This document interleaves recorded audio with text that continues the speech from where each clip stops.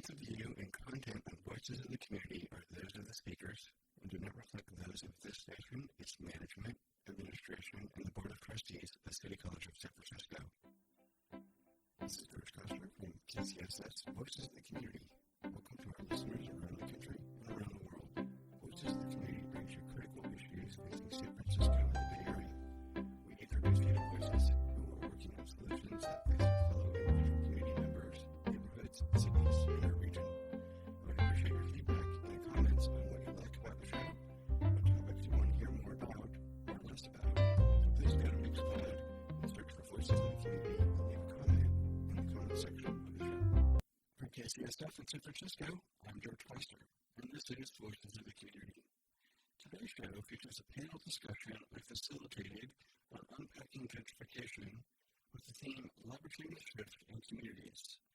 The panel was part of the 8th annual conference presented by the Center for Social Responsible Business at the Laurie Lokey Graduate School of Business at Mills College, in collaboration with Lokey Net Impact graduate and undergraduate chapters. The conference was made possible through contributions from the East Bay Foundation and other sponsors. The overall theme of this year's conference was Building Vibrant Cities through Community Capital. The Unpacking Gentrification, Leveraging the Shift in Communities show will feature a panel discussion I led with these voices of the community. Jose Corona, a Director of Equity and Strategic Partnerships from the Office of Mayor Letty Shaft, City of Oakland, and Corona Gold, a co-organizer from the Indian People Organizing for Change, and Junius Williams, the CEO of Urban Strategies Council, as well as Deborah McCoy, the Executive Director of the Center for Cities and Schools. Our panel discussion starts out with introductions of each panelist, providing a background on themselves and the work of their respective organizations. Our first panelist you'll hear from is Corona Gold, the co-organizer of the Indian People Organizing for Change. After the introductions, the panel and the audience tease out what is gentrification. I've been working on protection of sacred sites for the last 20 years of my life.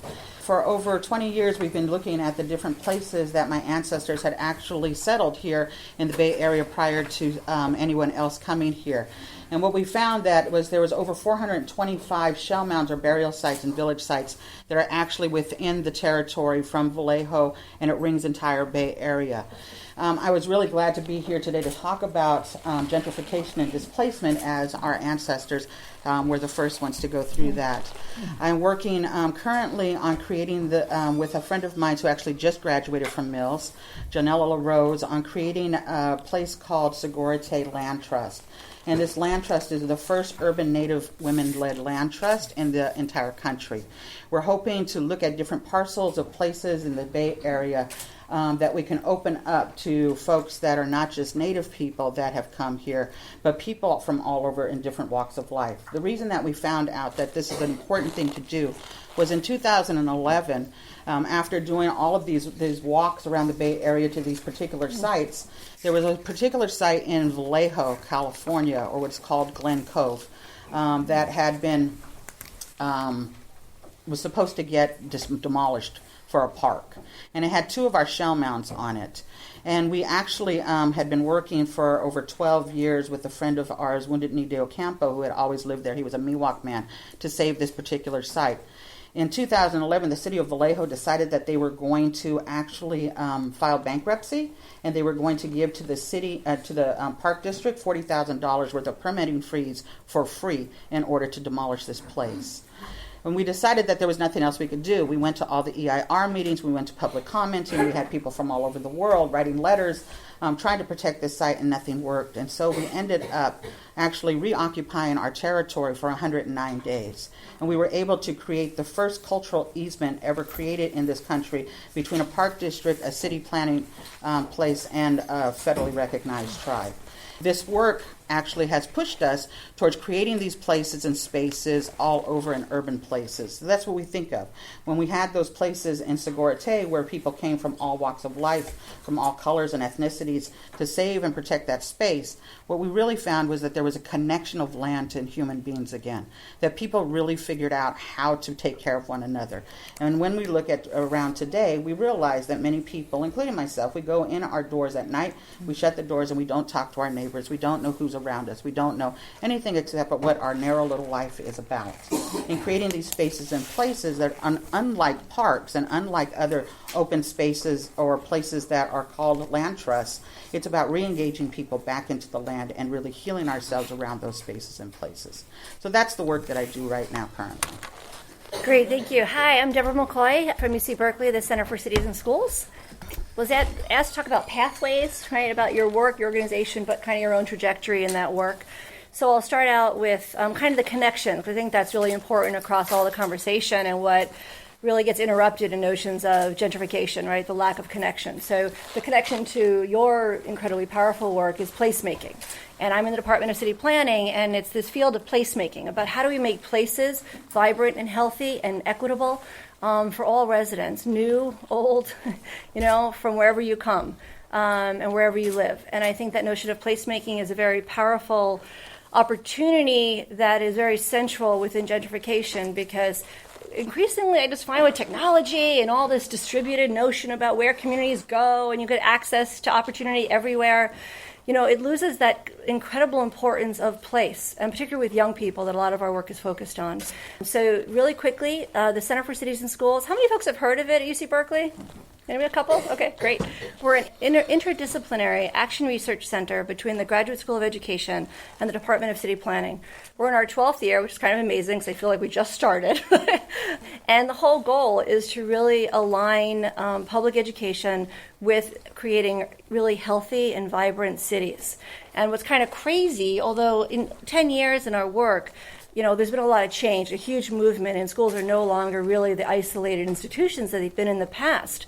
But higher ed and a lot of our professional schools have not really caught up with how do we really create and reconceive of the professions. There's sort of a physical separation between the Department of City Planning and Education that is a great metaphor for how our schools are connected. They are the opposite parts of campus, right? City planning and education. There's never a course in city planning about education, right? And similarly, in grad schools of education, and I think Mills has one of the best ones in the region, you may have an urban education class, but I'd say urban is not really understood or unpacked about what that is. So our focus is to really realign the connection between education and city planning through this notion of placemaking.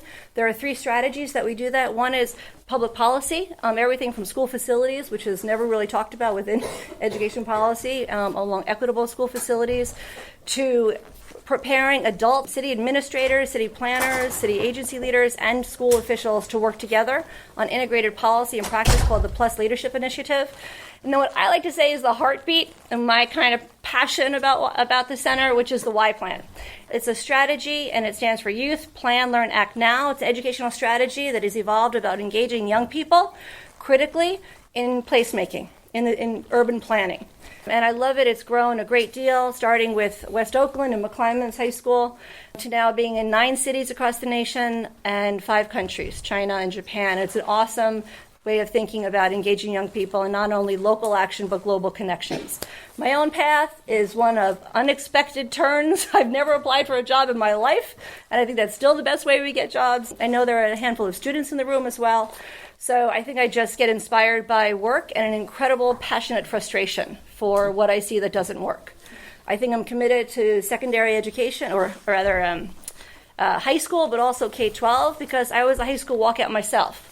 I'm smart, I can handle stuff, but trauma hits all of us, and kids leave, not because they're not smart, but because we have somewhere else to go that makes more sense to us, right? Mm-hmm. So how do we transform K-12 to be places of identity and places of attraction and meaning-making, right? So that we all feel that it's a place for us to be safe and educated and inspired. And I think there's a 30-year trajectory since my own high school experience about really trying to connect the places that we live, learn, love, and play and our own development. And we'll talk more about specifics. Jose? Thank you. First of all, thank you, everybody, for having us here today. This is my second time at Mills this week. I'm a huge fan. Professor now. I'm a huge fan of Mills. I think everybody who knows me here from Mills will say that. We I used to run Inner City Advisors, who's in the other room doing another panel. And I'll start by saying that, I don't know if we'll get to unpacking gentrification today. Really easy issue to tackle, right? What I will say is that, candidly, that it's a really hard time for me to be in this position. I come from an organization that used to, my background, not just organization, background of really dealing with this issue personally through family, but also, as an immigrant, but also now here working in the Bay Area for the past, 16, 17 years. And my first experience of gentrification when I worked at Mission Economic Development Agency in the Mission District and saw the first wave of the dot-com boom to bus cycle and saw how this wave of, and I talked about it earlier this week, of wave of people that had a great idea, no business plan, displacing people that had amazing businesses and very profitable businesses that had been doing it for 10, 20 years, were being displaced by these ideas. And that was when I really cut my teeth in understanding how just wrong the system was. And when you talk about capital, these folks that were getting capital by just an idea and a page and what they looked like, whereas other people that looked like Junius and me and Karina that were not getting the same opportunities were getting displaced because they couldn't access capital, which is critical to them staying in the neighborhoods. How do they access capital to increase wealth, whether it's small business ownership or home ownership? So I saw this first wave firsthand in the Mission District, really dedicated my passion to really identifying ways to address it, first from the ground up and running Inner City Advisors, to really working with the business community to help these businesses become not only profitable enterprises, but also ones that are responsible and hire people in the community to hire locally, but also provide good wages and good quality jobs. And now in this position, I say it's hard because the rate in which people are getting displaced in the city of Oakland is much faster than what I experienced when I was in the Mission District, which is really scary for me. So what are we doing? And, and we're not doing it fast enough. I'll say that. I'm not sure if we'll come to a solution in a few years, but one of the reasons why I took this job was because there was an opportunity for, I was one of those that said, I'm never going to work in government.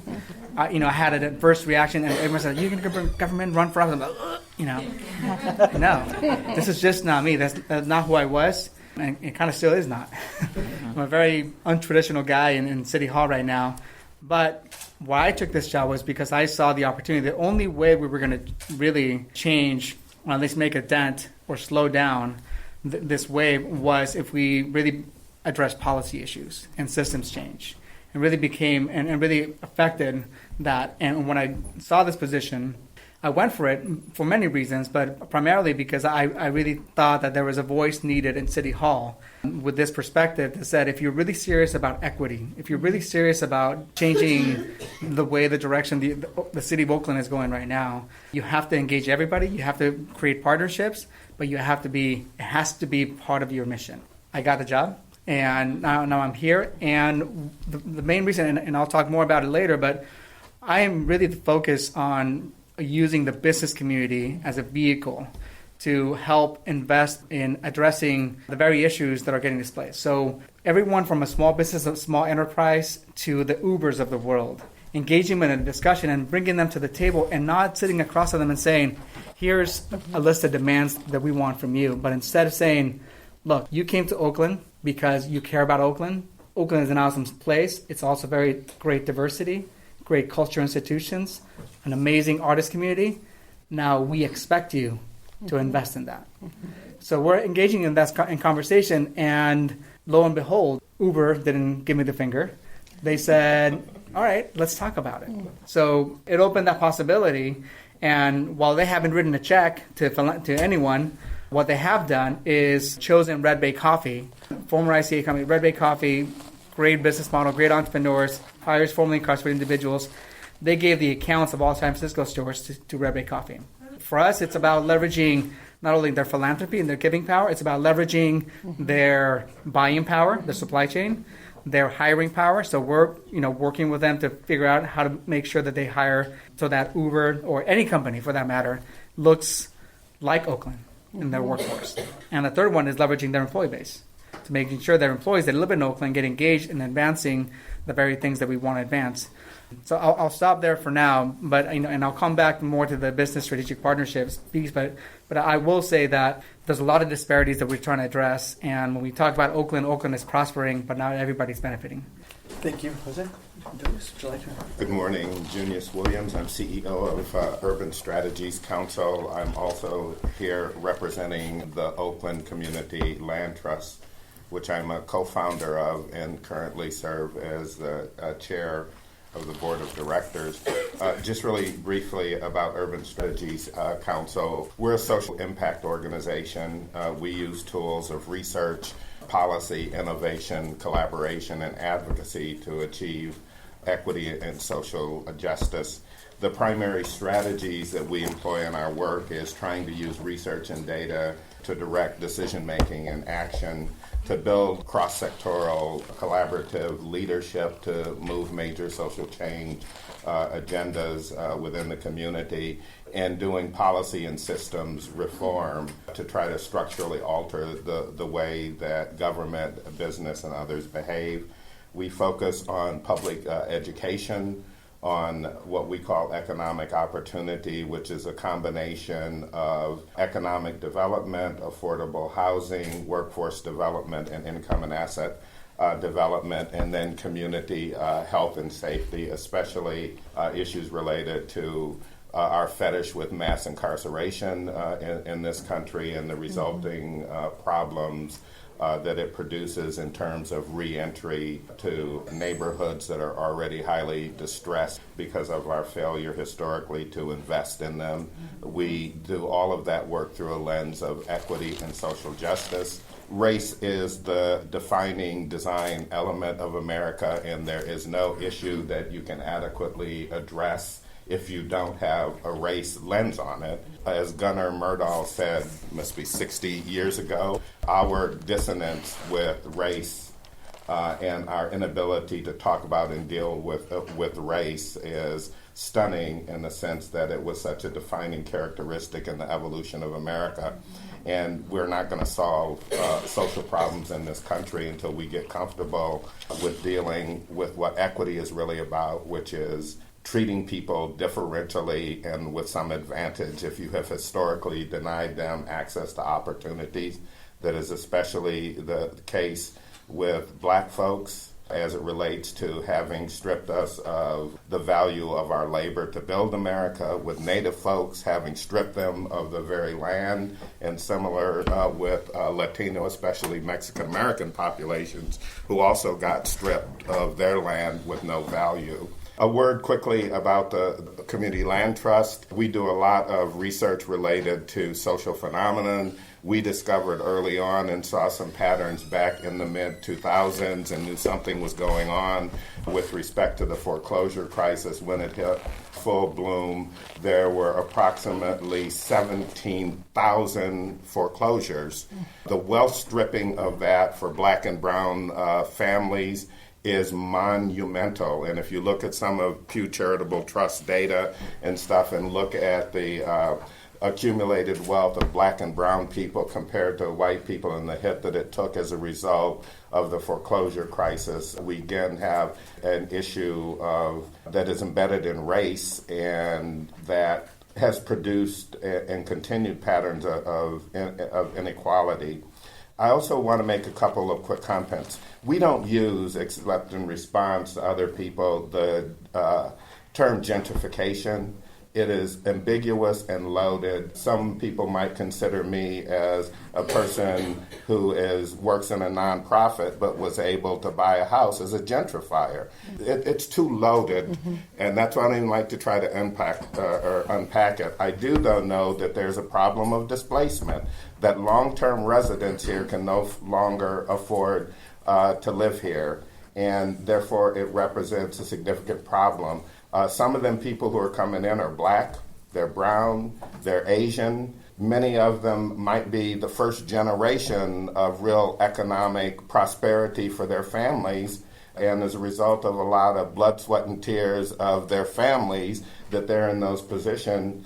And I have trouble casting them as somehow gentrifiers. I mean, these are people just like me. I'm one generation removed from a custodian and a nursing aide. It's not like I'm, the vaulted gentry intergenerationally. And to put that label on me and similar people, I think, confuses it. I would say one other point with respect to my approach. I appreciate what Jose is saying in terms of his work with the business community. My focus is on government. The largest pool of resources available in terms of capital for about anything that we need to do is government money over which we can exercise control. I got no control over the Ubers of the world, who in part have a business model for violating the law. When the young brother on the street adopts a business model of breaking the law, his ass goes to jail. White boys at Uber ain't going to jail, and they have a very deliberate model of going into communities all over the world and ignoring the transportation regulation in there and forcing governments to its knees with the market. While I appreciate that they're here, and just like Jose is saying, I'm trying to work with them too, because when you got an 800-pound gorilla in your cage with you, you try to make peace on some level, but I still resent the fact that the underlying principle, and John and some other folks are in another one, if black people or black males did that the Uber executives done, we would have them under jails right now, and we're exalting it as one of the profound and most revolutionary business models known yet in the 21st century. And I focus on government. I know all of my money's in government, and they got an obligation, and I've got a system, little bit archaic, but I can at least vote them out. I can't vote the board of directors or the owners of an Uber or a GM or any of them out. So I can't control them, but I can control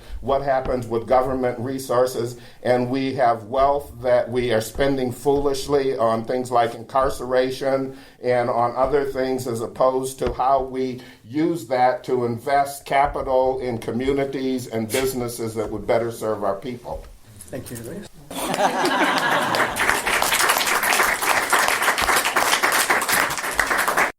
you just joined us, our show today features a panel discussion on Unpacking Gentrification that was part of Mills College's Center for Social Responsible Businesses' 8th Annual Conference. We'll be right back after these messages.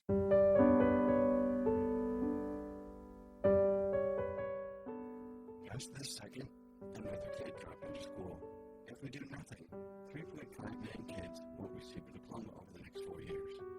United Way knows that kids who have a caring adult in their life are more likely to make it, and the difference between a dropout and a graduate could be you. Take the pledge to volunteer now at unitedway.org. Brought to you by United Way and the Ad Council. Did you know you can listen to KCSF 90.9 live right now on your smartphone? KCSF is now available to listen on the go with TuneIn Radio. Go to TuneIn.com and download the app to your phone, or just listen through your browser. This is TuneIn.com to start listening live to KCSF 90.9 now.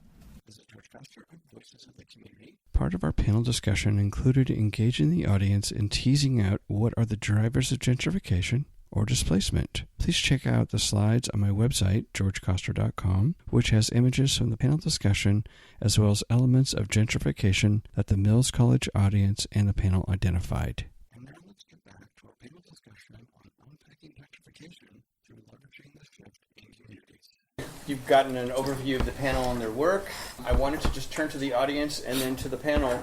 And if you would kind of flesh out a little bit of the forces and elements, you've heard some of it today with regards to housing, education, policy, funds. So with your help, what I'd like to do is just put up on the board some of the elements and or forces that are underlying displacement, underlying gentrification, however you want to couch those terms. So with that, I'm just going to open it up to the audience. Free market system. And so with private property, obviously, is the whole housing issue that we talked about. Maintaining the cultural capital of a vibrant community. Long-standing businesses being pushed out by out-of-state capital. Like falsely putting blame for gentrification, kind of what Mr. Williams was saying. I'm born and raised here in Oakland. Now I work in tech in Oakland, but I can't afford to buy a house here. And that's troublesome. So I think we push blame on certain groups of people, maybe not really unpacking or understanding what gentrification is really doing. Short-term memory and the rewriting of history.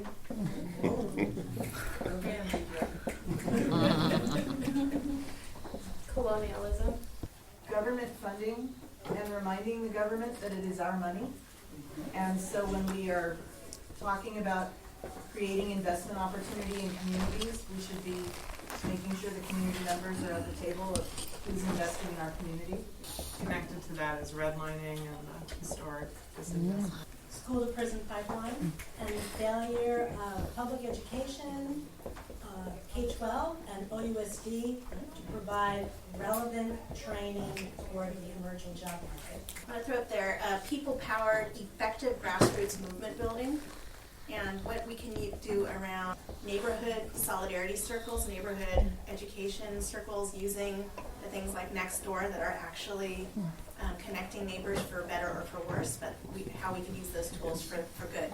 Lack of ownership in people of color low-income communities. The failure of investment by investors and the city to finance entrepreneurship in disadvantaged communities, thereby pushing the community's capital outside of their areas, so that their areas aren't able to be built up and sustainable. Transparency in decision making. Who is making the decisions? Why they're making the decisions they're making? Exploring the potential for a more participatory system, decision making around development and capital. Basic fact that there's not enough housing in San Francisco, and that's pushing people here. Affordable housing. Or Oakland, or San Jose. The region. And then tied to that, there are certain municipalities that refuse to build at all. That idea of treating disadvantaged neighborhoods as charity cases instead of empowering people, how do we put the power back into the community to do? Because they're brilliant. There are creative people within their own communities that don't have access to capital, like you both said, to move forward and to change their own community. So the allocation of money, how do we better allocate the monies that are coming into Oakland to those people who need it for the things that they need? Yeah, and I think on top of that, as opposed to just saying there's not money, there is, I think just the wrong people are making the decisions for that money. Rent controlled without teeth or enforcement resources and too many loopholes. I would say a lack of a housing preservation strategy as opposed to a new building strategy. Related to lack of ownership, I think recognition of ownership that exists. There's something about the nonprofit and the charity versus investment in the community. One of the things you see is the nonprofit industrial complex. You see that in public and private and nonprofit sectors where the money's not trickling down to the services that are really needed. The positive role of law and regulation. It's easy to forget that the government's actually supposed to do certain things. Did you say the first one was transport? Transport. This is transportation. Right. Yeah, well, I'm just going to take a few more because we're running out of whiteboard, of course. Although I could go over that wall.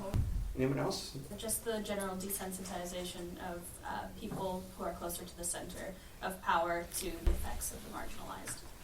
All right, I'm going to turn one last. For all of us in the room, recognizing our own power and perhaps how we're contributing and how every day we vote with our dollars by taking, where we buy, if we're using Uber or Lyft, those very small ways.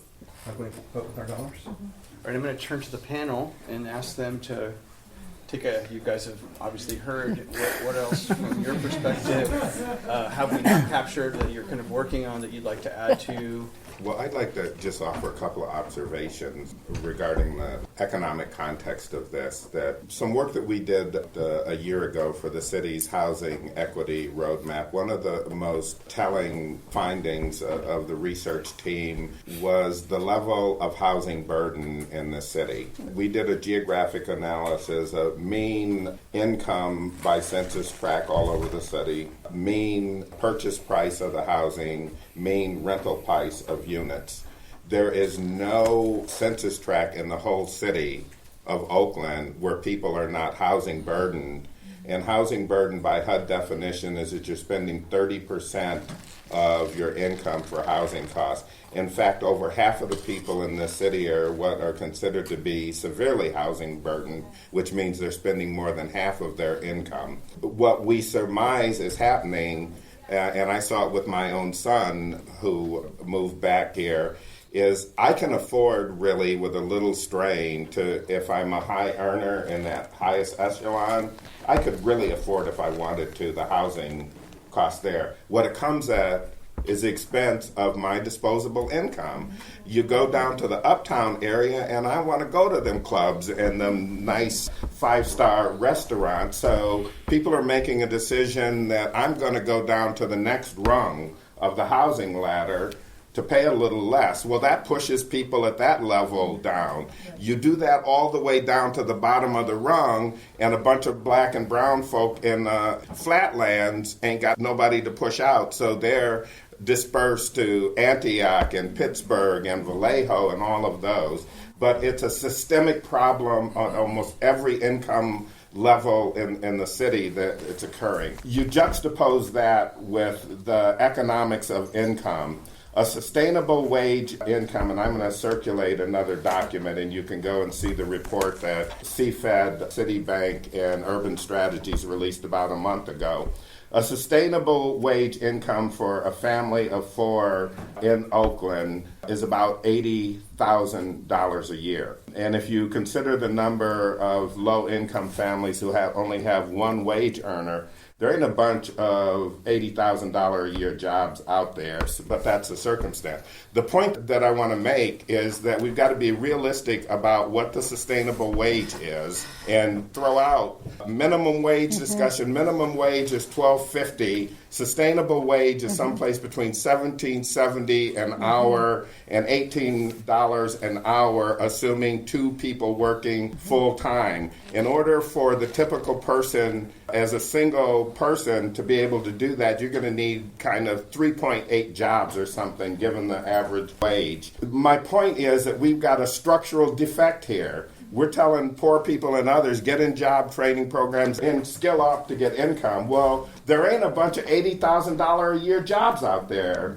Much of the growth in the economy in the Bay Area is in the service, hospitality, and other industries, none of which, there are those coding jobs that are 80, 100,000, those tech jobs, but most of the growth and most of what is going to be accessible to the low-income people that we're talking about are entry level, and we're talking 15, 17. We got a structural problem.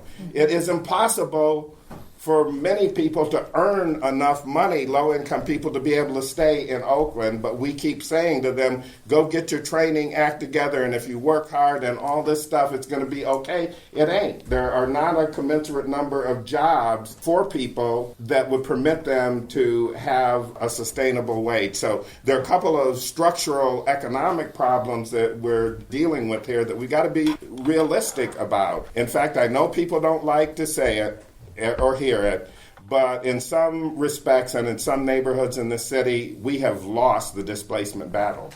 You've been listening to a panel discussion on unpacking gentrification through leveraging the shift in communities. We're going to take a quick break and come back to our panel after these messages. Hey, this is Brittany, and you're listening to KCSF Radio. We're willing to make things a risk of living and controlled by making it affordable. We're making it affordable are called like community.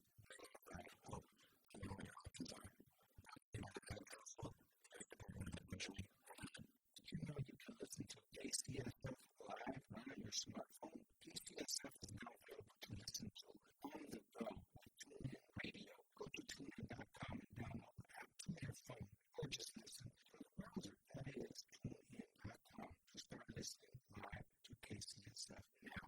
Welcome back to Voices of the Community. This is George Coster, and you've been listening to a panel discussion focused on unpacking gentrification with these Voices of the Community. Deborah McCoy, the Executive Director from the Center for Cities and Schools, Jose Corona, the Director of Equity and Strategic Partnerships from the Office of Mayor Libby Schaaf in the City of Oakland, Karina Gould, co-organizer from the Indian People Organizing for Change, as well as Junius Williams, CEO from the Urban Strategies Council. Now, let's turn back to our experts and their insights into addressing gentrification and potential solutions.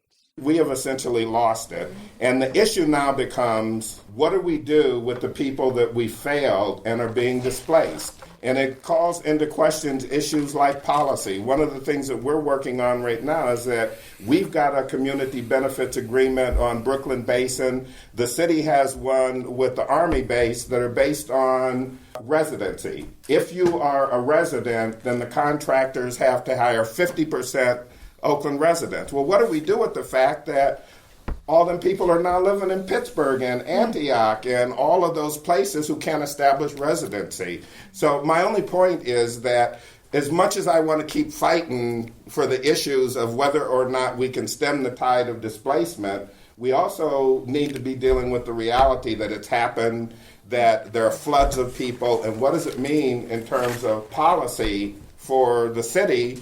The fact that we've got probably the Oakland annex out in, that corridor in Antioch there that so many Oakland families now live in. What are we going to do around the fact that we failed them and now they don't qualify for those good jobs that the city is extracting from the developer on the Army base that are career construction jobs? They ain't eligible for them right now. How do you roll that down? How do you establish effective rent control in Oakland? Well, there are a group of base building groups that just declared that they're going to do a ballot measure campaign to attack the deficiencies in rent control, rent stabilization system in the city of Oakland. I can send to somebody, they just sent me the ballot language that they're going to start the campaign around, but it's a really important point. We don't have rent control in Oakland. And we've got a very defective rent stabilization board and system, and all of that needs to be beefed up because it favors landlords right now. Landlords can raise rents in Oakland, and the onus is on the tenant to initiate action to try to change it. When in many jurisdictions, it's the opposite. The landlord must go affirmatively to get permission to change it. And you know what that means. Just the dynamic of that difference could make a difference for a lot of families. You're right. I'm going to turn to Jose to talk a little bit about, we've been talking about government policy. Before we go there, Julius, if you would send me that information or just send it to Parisa and then we can put it up on the website so people can get educated. Okay. So, from a government's perspective, and you're a government guy here, sorry about that. Get it, I'll take it. But obviously it goes back to what Julius touched on, the fact that, government has the biggest pool of funds. Everyone in the room hopefully is registered and votes, and you can vote with your dollars, etc. From your perspective, what do you think are some of the things that the city can do policy-wise to help perhaps set in motion policy and coding, because another big part of this, of course, is coding, and then we get back to our home ownership part, and then, of course, we get into the housing component as well. I'll try to take a crack at it. I think one of the things that Junius mentioned, that the city just released a report on its housing issues. It was taken by Urban Strategies Council, did also with Policy Link around the housing equity roadmap, which really calls to protect, first and foremost, that the residents are already here. So, there's a numerical saying, over the next 8 years, protect 17,000. I know it doesn't sound like a lot, but protect 17,000 people from being displaced, or units from being displaced, from the same issues that you described in the background. How do we do that? And there are certain tactics around that, around forcing or making stronger the rent control. How do we enforce it? Right now, you're right. I'll be the first one to admit it. It's not enforced with the same rigor that it should be. So it's getting to that. I think the other thing is the issue that we talked about, that the city of Oakland saw a huge increase in population over the past 10 years, but very little housing was built. And that's not just an Oakland issue, it's a regional issue. So part of the plan is also creating 17,000 new units of housing over the next 8 years. And right now, again, for those of you might already know, it's no secret that Oakland doesn't have an inclusionary zoning policy. So now it's starting to, it's just about to, I think, propose to City Council an impact fee, which goes an impact fee charged to developers to build affordable housing. And that's just the first start.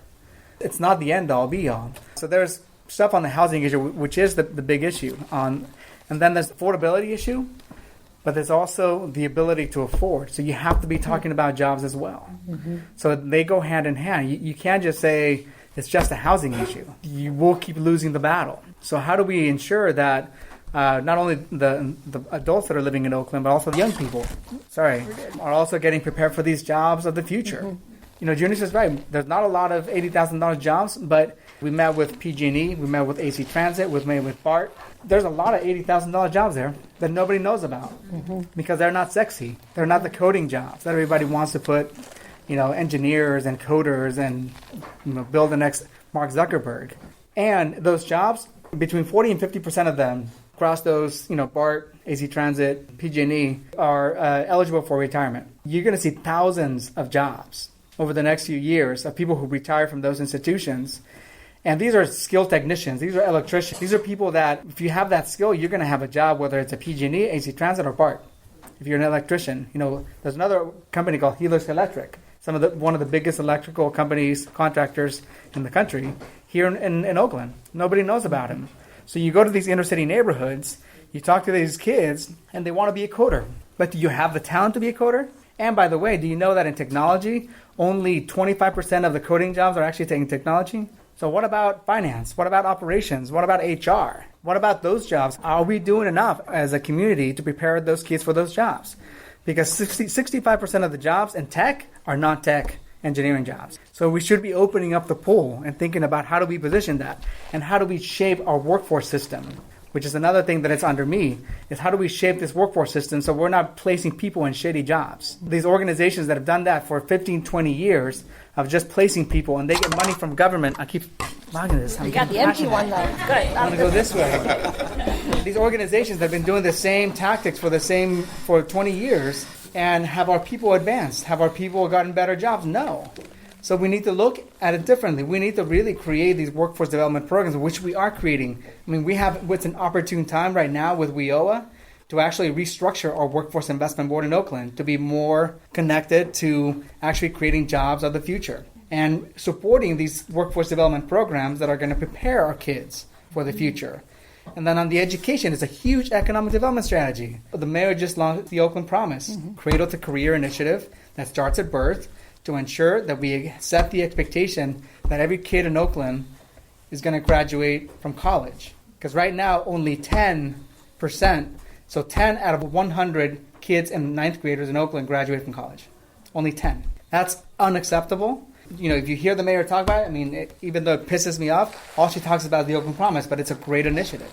It's a great start looking at the future. But then you also have to be working on the conditions, because as Junie said, this Oakland kid might be a kid in Oakland schools today, but next week he might get displaced or she might get displaced, and they might be in Antioch anymore.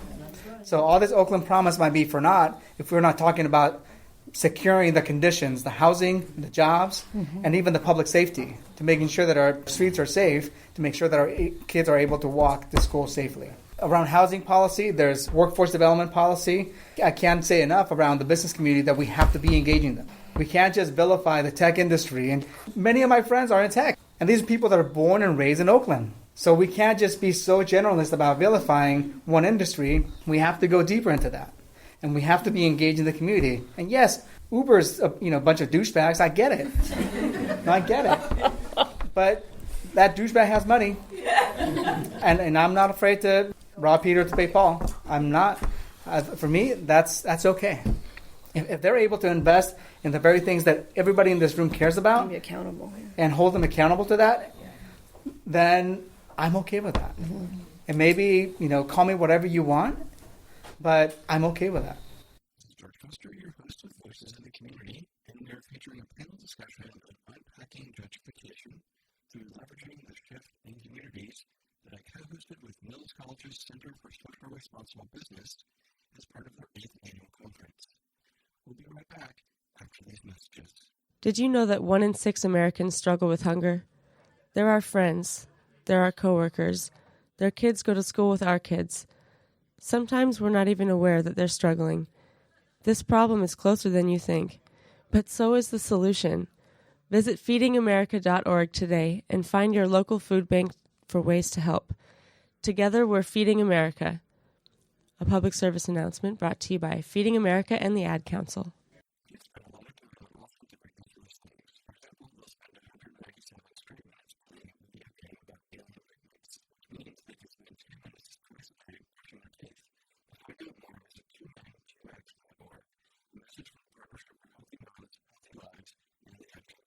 Hey, this is DJ McTricky. Did you know you can listen to KCSF Radio live right now on your smartphone? KCSF is now available to listen to on the go with TuneIn Radio. Go to tunein.com and download the app to your phone, or just listen through the browser. That is tunein.com to start listening to KCSF right now. And you can hear more of McTricky at 3 o'clock on Tuesdays and Fridays. Check out his show, Junkapunk, here on KCSF. My great pal here, DJ McTricky, spins the best in punk and alternative rock with a twist. DJ McTricky showcases the hits and upcoming artists in the Bay Area. This is George Foster of Voices of the Community, and welcome back to our panel discussion on unpacking gentrification through leveraging the shift in communities. Let's dive deeper into our panel's potential solutions to addressing gentrification. To that point, Jose, are there programs or policies you are in the midst of putting together to engage our private sector? Well, and then I would add to that the private sector, and then there's a comment about the nonprofit sector. So is there a thought within the city's purview of trying to integrate the private sector, public sector together within, I'm going to turn to Deborah, talk a little bit about education, Green as well, because they're all completely interwoven. Yes, so I think someone mentioned the 12th Street parcel. Yes, city was wrong in how it approached it.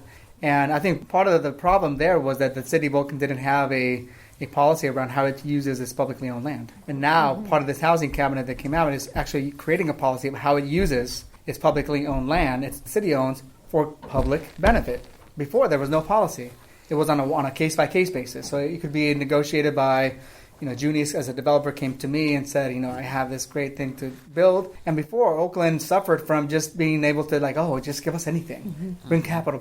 Now we can say, no, it's not about luxury development. This is publicly owned land that has to have public benefit to it. So there's, a publicly owned land. Someone also mentioned participatory. So we just allocated, or we worked through City Council and through Michelle Bird from Housing and Community Development to allocate some of the CDBG funding by a participatory budgeting process. That's $2.5 million out of millions of CDBG money, but that's a start.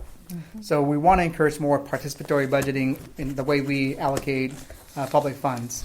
Both Deborah and Courtney both been engaged in education, and we heard, from some of our participants today that the education program K through 12 is somewhat broken. Can you share with us a little bit about either policy you're creating, models that you've seen work, recommendations? I think I'd quickly just say not just a K-12 lens, but a K-16 lens, particularly being in Mills, and I think the higher ed is a huge part of the trajectory you need to think about. One is it's so important the focus on housing, and that the federal government has completely stepped away from really a lot of its housing investment around equity role. It's obviously a huge part of it, but there's a real big focus of housing policy is school policy.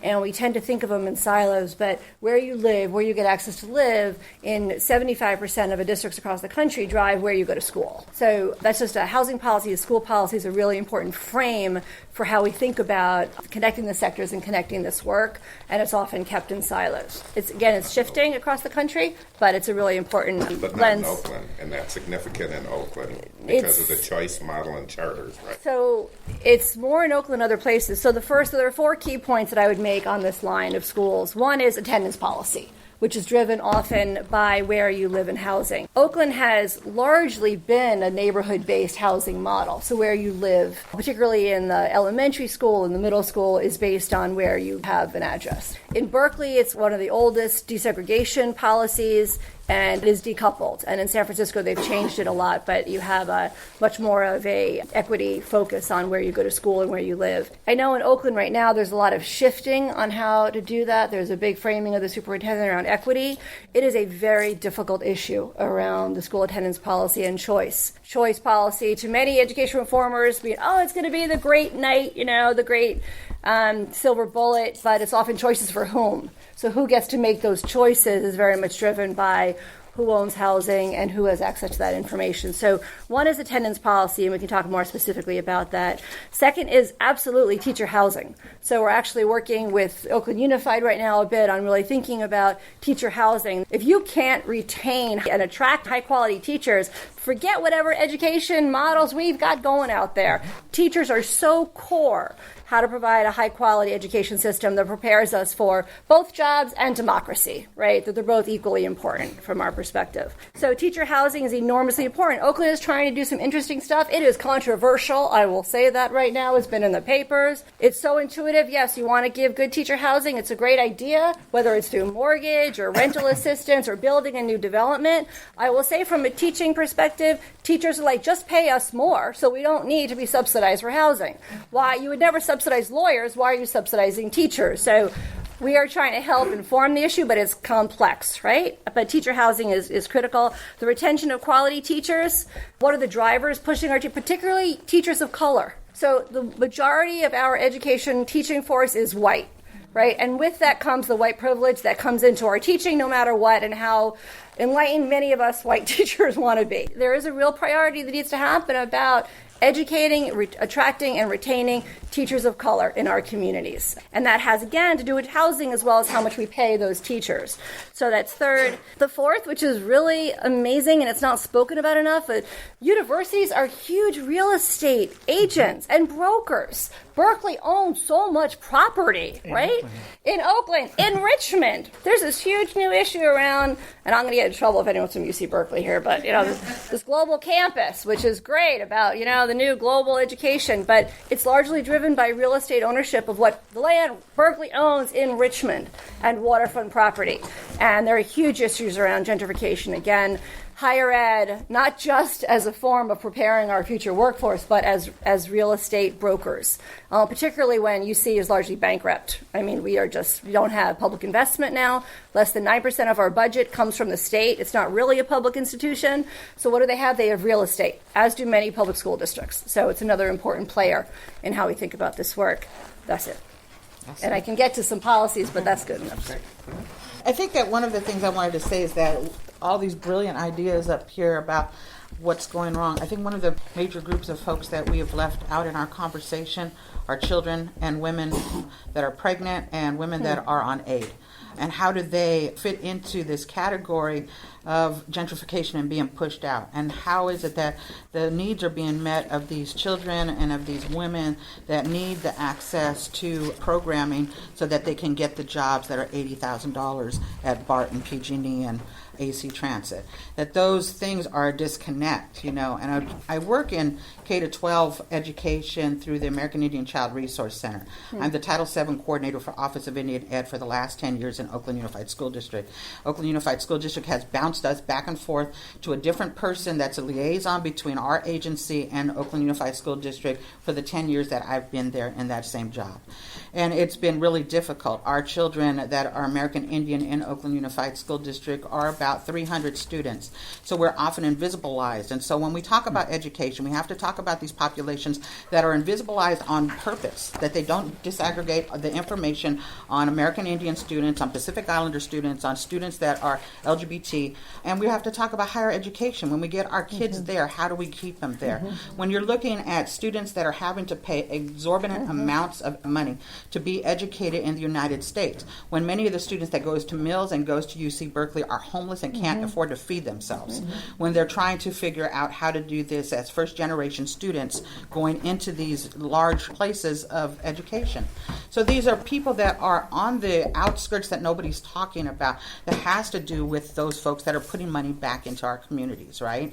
And so for me, it's like, how do we begin those conversations? Because we're talking about, I'm working with a program right now of particular people that are looking at, there's this process in Oakland Unified School District about the African American achievement, right? They're looking at male achievement, right? And then there's a group of folks that are saying, well, what about the young girl? They are getting, young women of color are getting disproportionately suspended, expelled out of Oakland Unified School District, sexually harassed, and nobody is talking about these particular things. So we're always talking about it through a male lens. even a male color lens. So we're not talking about these issues that are important. So for me, it's like, how do we begin to have those conversations as well? How do we begin to talk about education when we want our kids to go to school, right? I want my kids to go to school, right? I want my grandchildren to go to school. But at this moment, I have a niece that's living with 2 children in my upstairs bedrooms right now, and she cannot afford any place. I have a daughter with a grandson that's living in a room someplace else because that's where they choose to live. I have another daughter that has 2 children that live in Oakland but are going to be displaced really soon because they can't afford to live here. So we're being moved out of our traditional homelands as well. So there's another layer of the colonization that continues to happen because we're also invisibilized. So there's all of these invisible pockets of people that are here or we're working with in Oakland because we are so huge, right? Oakland comes and there's like, I think 47 different languages that are spoken in Oakland alone. I think I'm getting a little off track, but one of the things I wanted to also talk about is that how you can choose in Oakland to go to school, right? I know that as a mom that put their kids through Oakland Unified School District, that I filled out that paperwork in December and found out every March that my kids were going to their local schools. Today's the day we find out. Every single year that I put it, they went to their local schools. So I don't think that actually works. I think that we have a beautiful population of community-based schools that are charters here, that we have choices in that kind of way, and there's also a long waiting list to get into there. So only certain kids get into those ones as well. So we're looking at populations of kids that are being displaced. I'm on the board of the Oakland Street Academy, and I'm a graduate from there. I've been there for a lot of years, and I think that school works with our student populations. I actually funnel a lot of the American Indian students there because they can actually finish. You know, most of our kids don't graduate because they never get to high school. Most of our students actually, they drop out in 8th grade, and then there's no way to track them. Oakland Unified is like they're disappeared, but they're actually still here within our city limits. So our students, when we get them to actually graduate, which is probably around 10 or 11 kids a year, is pretty big. Right? 10 or 11 American Indian students that graduate a year. And then of those, we probably get 3 or 4 into college. And even our best students that we're able to work with to get them to college, to get them to all of these great places, they're so fearful that they can't survive. So maybe one of them will make it. So it's really discouraging that we are working in systems that don't work for us. For me, it's about taking apart this system that doesn't work and to recreate it. We're always trying to spin our wheels as human beings about how do we fit into this system that was never created for us. The system that we need to figure out how to redo this, right? How do we do this in a different kind of way? In middle school, I actually homeschooled my daughters because it was just horrendous the way the school district was being at that time. And it actually worked. They actually did well. They excelled in high school. They actually were able to get into colleges in the San Francisco State and San Jose State. But it's problematic that I'm working full time and I have to do that, right? So how do single moms deal with these kinds of things? Those are the things that I think that we need to talk about. Those are the real people that are here. Those are the women that aren't able to work those 3.8 jobs in order to stay here in Oakland and should have the opportunity to do that. I think rent control is way beyond time to talk about it. We're talking about rent control now when people are being charged. Somebody said $1,000 for a room.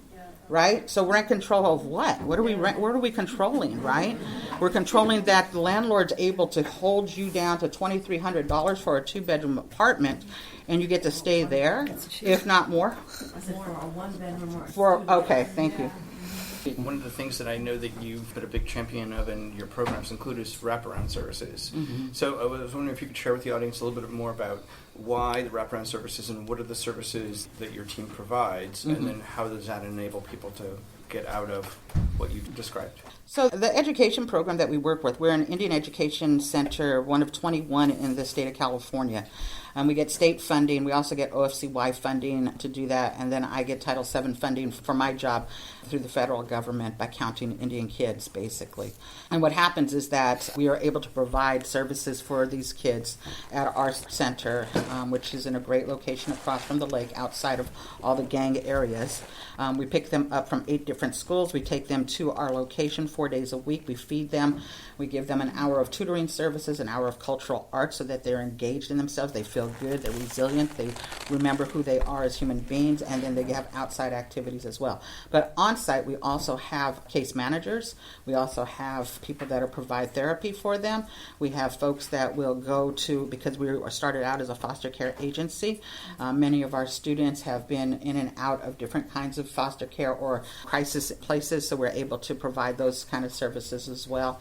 We're able to take our students on field trips to higher education places from the time they're in 6th grade on up to try to get them engaged in those kind of things. So I think that those kind of services are good. We're also teaching financial literacy. We have a program where they get internships to do traditional cooking and learn how to prepare those kinds of things. So it's a life skill about how do you take care of yourself when you leave home. And so those are the kind of things that I think that's really important for young people to know.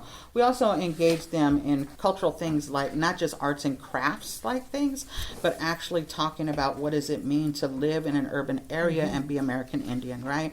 And how does that look? Because most of our students don't look like me. They look like all of you. Our children are third generation in Oakland because they had been moved from the 50s and 60s. And so families have been mixed with every other nationality. And so many of our children are mixed with African American or Mexican, or we even have kids that are Yemen and American Indian. And so how does that look to also talk about Black Lives Matters with those kids? How does that look like to talk about Alex Nieto? How does that look like to talk about all of these injustices that they see and have a safe place to do that? You've been listening to a panel discussion on unpacking gentrification through leveraging the shift in communities. We're going to take a quick break and come back to our panel after these messages. Hey, this is Vanessa Cisneros, and you're listening to KCSF Radio. If you're thinking about getting a GED diploma, but you don't want motivation to get underway, as a GED program, call 1-877-3-8-GED or visit yourged.org for your GED pep talk and for free GED classes in your area. GEDs are strictly marked with the American Council on Education, brought to you by the Dollar General Literacy Foundation and the Ad Council. Did you know you can listen to KCSF 90.9 live right on your smartphone? KCSF is available to listen around the globe with TuneIn Radio. Go to TuneIn.com and download the app to your phone, or just listen to the browser. That is TuneIn.com to start listening live to KCSF 90.9. This is George Foster of Voices of the Community, and welcome back to the final portion of our panel discussion on unpacking gentrification through leveraging the shift in communities. So those are some of the kind of things that we're able to do at the center and hopefully bring our children up in those kinds of ways. I'm going to turn back to Julius for a moment because I want to go back to, obviously, we've identified housing as one of those big issues. And Julius, could you kind of walk the audience through your land trust model, but some of the policies you've been working on trying to stabilize housing? Let me say, just contextually, there is an emerging school of thought with respect to something called community wealth ownership that we've been dabbling in, and it's represented in a number of different ways. Worker-owned cooperative businesses are one manifestation of it. Land trust and other shared equity ownership models. On sort of the right end of it are even things like community benefit corporations that for the past couple of years have been authorized to operate. We started at the height of the foreclosure crisis a land trust. The basic model for a land trust is that the land trust retains ownership of the underlying real estate. So we buy a parcel with a house on it. We sell the house or the improvements, technically, to the family, and we retain ownership of the underlying real estate, and we give the family or the owner a revolving 99-year lease so that they've got it. And for example, in our houses in Oakland, we've got about 18 houses now in Oakland. Our lease fees are about $50 to $75 a month for the underlying real estate. It's simply enough for us to be able to take care of our management functions. As you can imagine, just thinking about housing costs, about 25 to 35% of the cost when you buy a house is the underlying real estate in a strong market like Oakland. So we are able to sell our houses well, and then there's also public subsidy. So if you think about East Oakland right now, houses are running $400,000 to $500,000 in East Oakland. We're selling our houses to families for $125,000 to $165,000. We've taken all of the public subsidy that the city and the government typically invest, and we put it in those houses. The difference between the typical model that the city does is it's permanently affordable.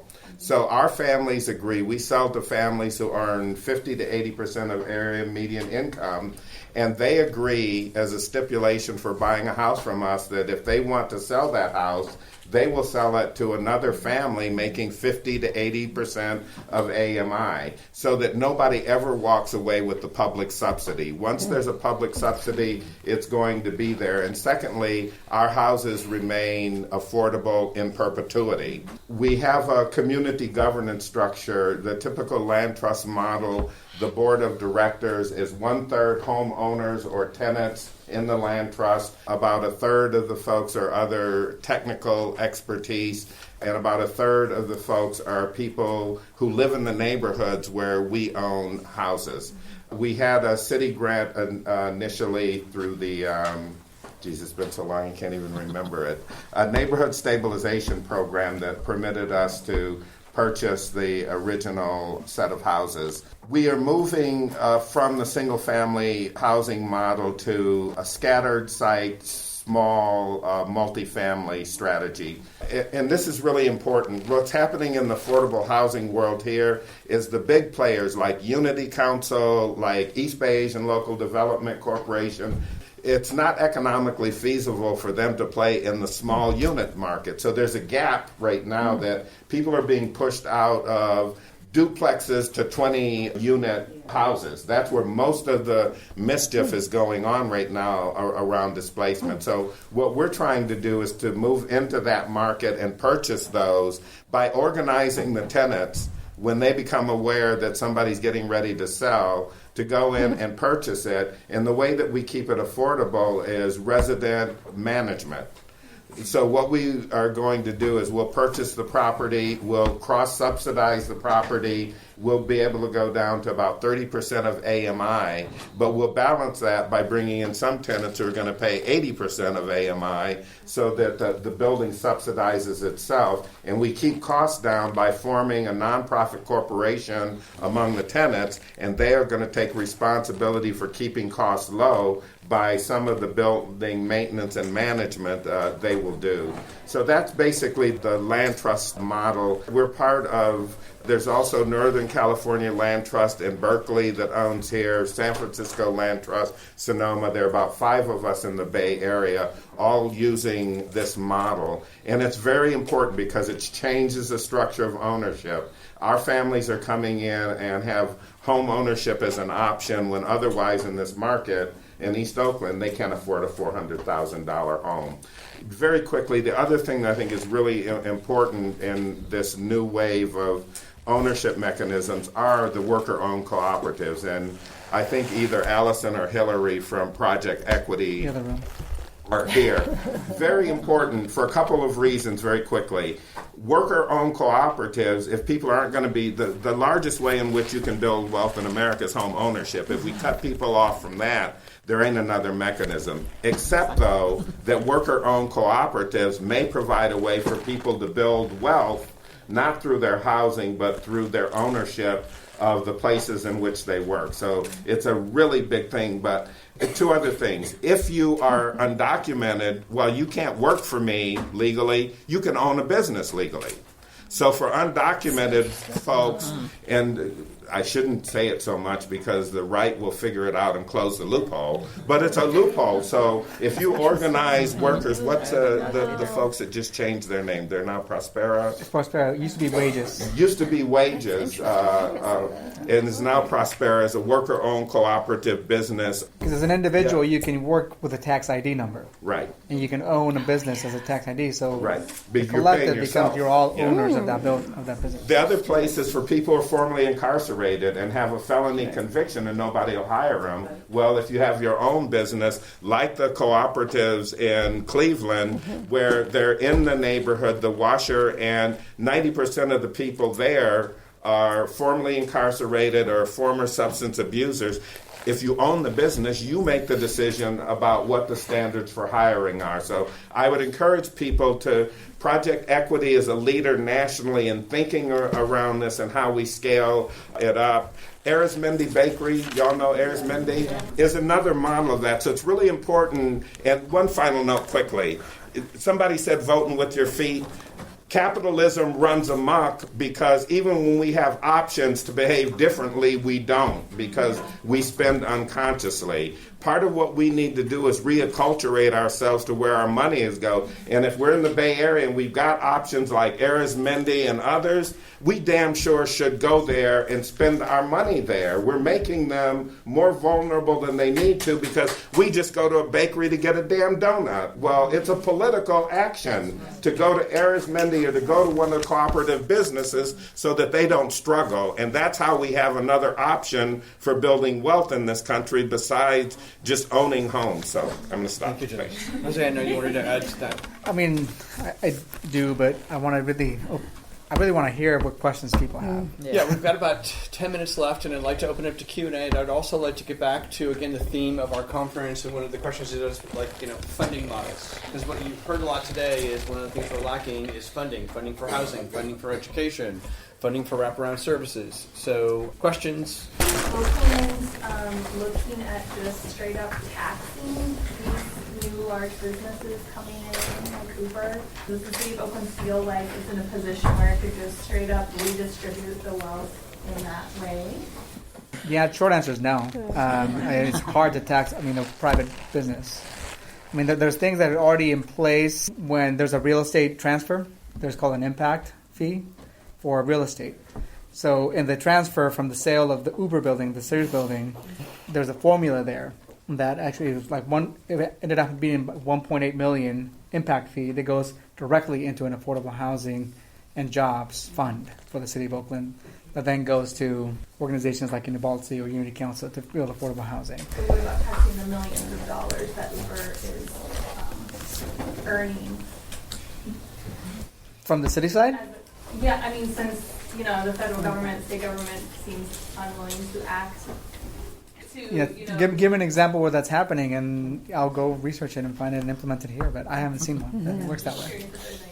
There is in San Francisco, for example. San Francisco is one of the few cities that actually has a 1% tax on employees' gross income from cashing out of their stock. So what they've done, though, is how they created Twitter as an anchor in the mid-market section of San Francisco was to create a tax incentive district where you would set up your company, i.e. Twitter, inside of the old Furniture Mart, and then employees would not have to pay that 1%. But in exchange for that, each of those corporations had to sign a community benefits package to roll money back into mid-market and the Tenderloin and South of Market. So in the form of funds, like what Jose was describing, but for basically community reinvestment. So it could be for social enterprises, for housing, daycare, etc. Again, it gets back to Julius's point, where we all have an opportunity to rally to create something on the ballot, for example, to do that, if you can get enough signatures, or think of other creative ways that you could work with corporations to incentivize them in a way to put money into community benefit packages or support social enterprises or to put money behind some of the issues we talked about today, housing, education, daycare, healthcare, etc. I love the thinking that the system's actually not broken, it's working exactly the way it's supposed to. And the system itself needs to be taken down in any possible way. So if I try to put myself in a place that I want to find solutions to this, I keep coming back to how realistic is it to think that we could figure out the transparency behind all of these things into who's making the decision. Who is actually signing something? At some point, someone is making a decision to have rent control or not, to enforce it or not. Like all of these things here, there is a decision maker. Mm-hmm. How would you even go about figuring that out? Is it realistic to actually think we could figure out where all this is coming from? To then bring some transparency to the process. I don't know. I will tell you that I think we could be more targeted. I think one of the things that Junius pointed out was Another stat that I'll throw out there is that when you hear about the displacement happen in Oakland, where it's happening the most, the buildings that are getting flipped the most are 4 to 5 unit buildings. And one of the things that we found out is that in those buildings, 80% of those tenants are African American. So can we be more targeted and looking at different policy levers that we can pull from enforcement to actually looking at helping a community land trust acquire those 4 to 5 unit buildings throughout the city so that they can actually keep the people that are already living there. It's information that drives a lot. So the more information that we have, I like that. It informs us how to make decisions. And if we know that, I think we can pull our policy levers force into those and be more targeted. Again, with the equity, if we know that 80% of people living in 4 to 5 unit buildings in Oakland are African American, and those are the very people that are getting displaced, how can we actually be more targeted in our strategies, not only public sector, but then private sector? To have private sector invest in these land trusts. But I think overall the system, I don't know. I mean, I'm right there with you. Can I go back to you, Jose, for a second? How can, you've got lots of really wonderful brain power, smart people in the room. How can people, help and support, someone who's sitting in government, develop policy? Any of the panelists today, how can people get engaged in helping you guys push that along? Are there events that people can participate in? Is there a way that people can... It's not only events. I think that the way you can actually, again, the voting power, but I guess get involved and start businesses, start nonprofits that actually are targeted at those issues that you're talking about. I think one of the things that we didn't talk about a lot today is entrepreneurship as a way to workforce development. We talk a lot about looking at our Oaklanders as job seekers, but there's a lot of job creators here. Not only in this room, but in our youth. Looking at youth as job creators, not just job seekers. But I think overall, just good businesses, I would say, that are really looking at tackling these issues. We have about 2 minutes left, so I'm going to have Run to for make office. a comment and then go back. I just want to say, just how do we keep people accountable, basically? And I think that it's been really difficult for me working around, not the education piece of it, but about developments that happen in cities. I've gone to tons of EIR meetings, environmental impact reports, but unless you know that it's happening, and unless you're invested in that, you don't know that it's going on, right? And so how do you get that information? For me, it's like people tell me these things are happening. I ended up at a zoning meeting last night in Berkeley because of this big development that somebody wants to put it down on 4th Street, and it's one of our sacred places. And the interesting thing was that we were actually able to do some movement and maybe not having this development happen.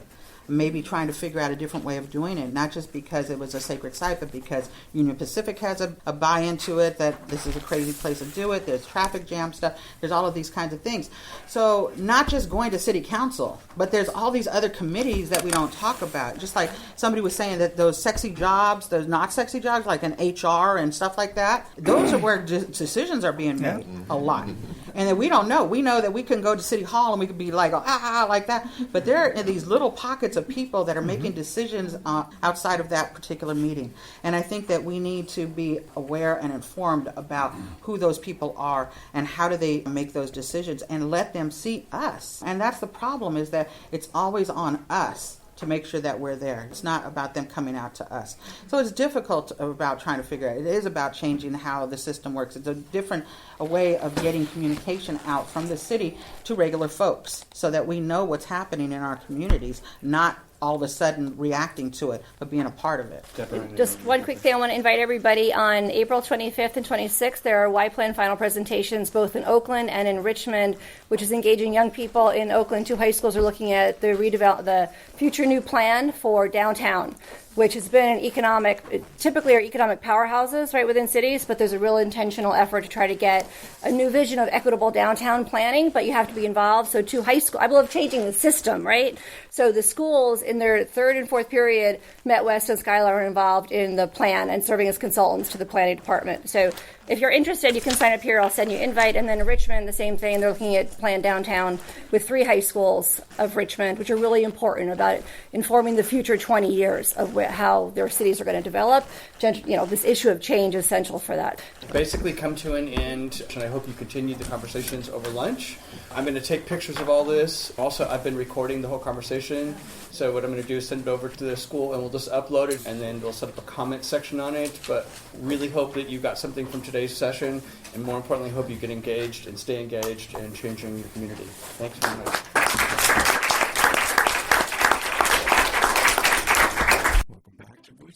Community. This is George Coster, and you've been listening to a panel discussion of experts in unpacking gentrification. I want to thank our panelists, Karina Gould, co-founder of the Indian People Organizing for Change, and Junius Williams, the CEO from the Urban Strategies Council, and Deborah McCoy, the Executive Director from the Center for Cities and Schools, as well as Jose Corona, the Director of Equity and Strategic Partnerships from the Office of Mayor Libby Schaaf in the City of Oakland. Thank you again for listening to KCSF's Voices of the Community, and please tune into our next show, May 25th at 2 p.m., which will be our last show for the semester. This show will be focused on transportation with featured guests, City of San Francisco Supervisor Scott Mayer, Edward Ruskin, the Director of Transportation for the San Francisco Metro Transit Authority, and veteran Muni driver and operator Melvin Clark. This show and the links to the guests and research featured on today's show will be posted on both mixcloud.com/geocoster and my website, georgecoster.com, so that you can dive deeper into all the wonderful work being done by each organization featured in our Unpacking Gentrification show, as well as the thought leadership by students and faculty at the Center for Social Responsible Business at the Laurie Lokey Graduate School of Business at Mills College. Please email me at george@georgecoster if you'd like more information about any of the organizations featured in today's show. And don't forget to follow me on Twitter @GeorgeCoster. You can also find postings of past Voices of the Community shows on mixcloud.com/GeoCoster. And we look forward to hearing from you on what you liked about this show and any additional show topics that you'd like to hear about. Thanks again for listening to Voices of the Community on KCSF, your community, your radio.